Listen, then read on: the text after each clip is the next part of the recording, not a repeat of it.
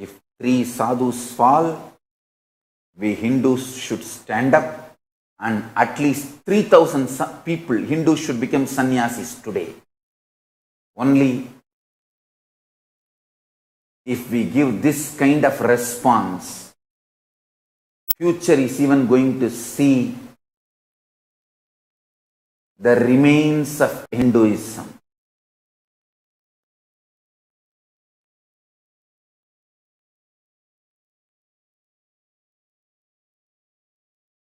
If we are going to be terrorized and sadhus are getting lynched, why to become a sadhu? Hindu sadhus are always controversial, why to become a Hindu sadhu? Understand, then the anti-Hindu terrorists are winning their game. The only way to defeat them, only way to survive, if today 3 sadhus are killed and 3,000 Hindus deciding to take Abhat Sannyas and save Hinduism, keep Hinduism alive, that's the only solution.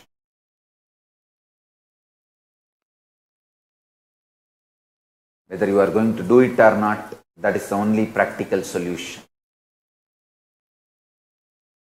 Even though it looks impractical.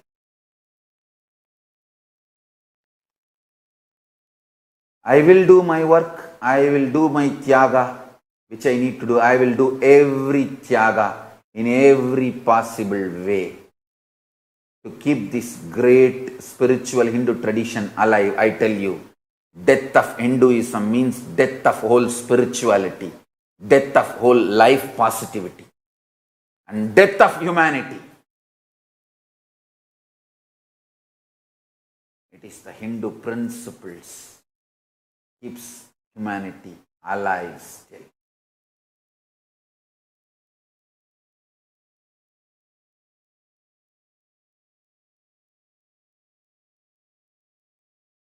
Not just saving Hinduism, it is all about saving the planet Earth, saving humanity.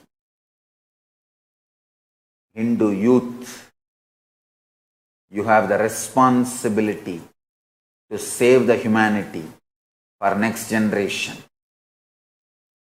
by saving the Hinduism, keeping Hinduism alive. If 3 sadhus are killed, 3,000 Hindu youths, Hindus should take Apat Sannyas. Only then the terrorists who are killing Hindu sadhus and Hindu leaders will decide to back off. Anyhow, we Hindus believe in non-violence. We are not going to go and kill them.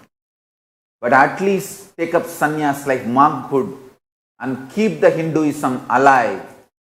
So we make a statement to them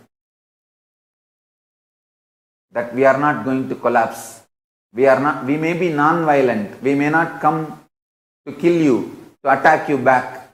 But we are going to keep the Hinduism alive with will, persistence and tyaga.